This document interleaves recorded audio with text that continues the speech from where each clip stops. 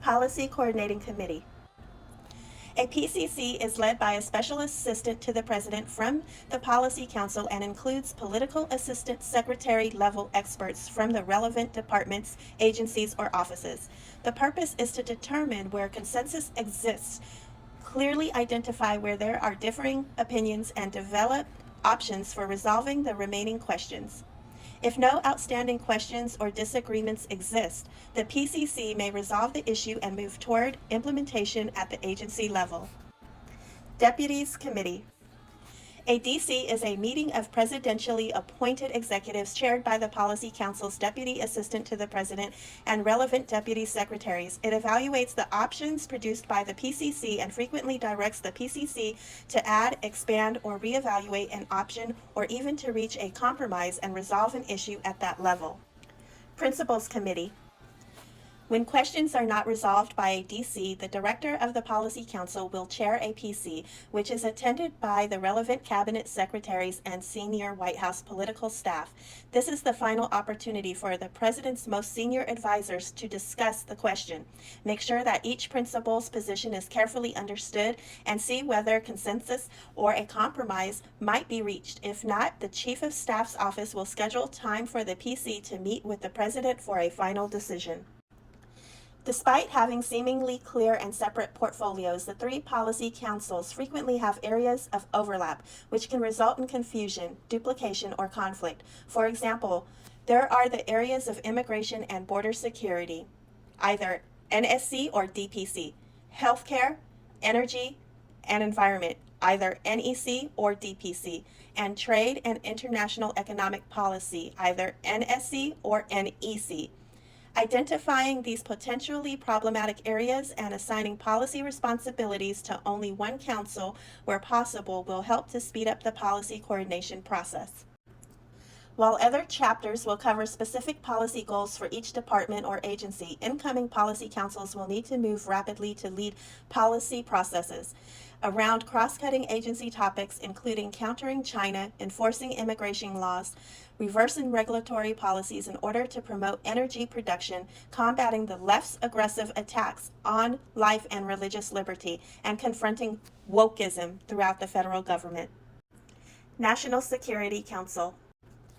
The NSC is intended to be an interdepartmental body within the White House that can set national security policy with a whole of government approach.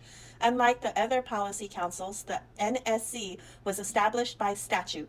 Statutory members and advisors who are currently part of the NSC include the President and Vice President, the Secretaries of State, Defense and Energy, the Chairman of the Joint Chiefs of Staff, and the Director of National Intelligence. The NSC staff, and particularly the National Security Advisor, should be vetted for foreign and security policy experience and insight. The National Security Advisor and NSC staff advise the President on matters of foreign policy and national security, serve as an information conduit in times of crisis, and as liaisons, ensuring the written communications are properly shared among NSC members.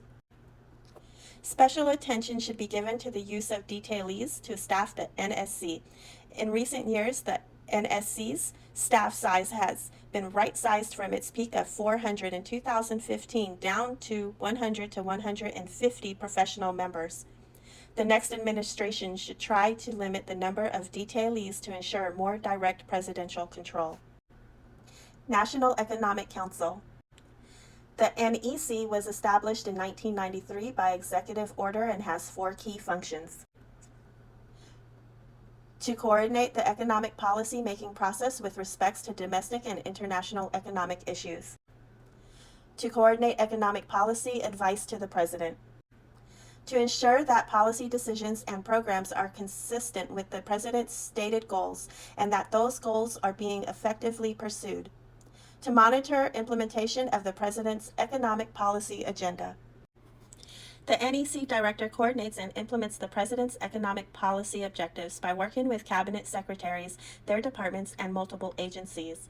The Director is supported by a staff of policy experts in various fields, including infrastructure, manufacturing, research and development, agriculture, small businesses, financial regulation, housing, technology, and innovation, and fiscal policy.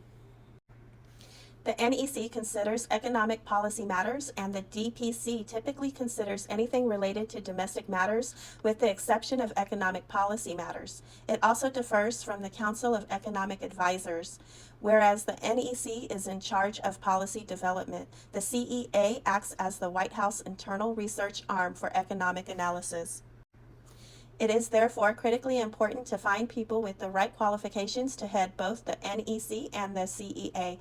The CEA is almost always led by a well-known academic economist, and the NEC is regularly led by someone with expertise in directing the president's economic policy process.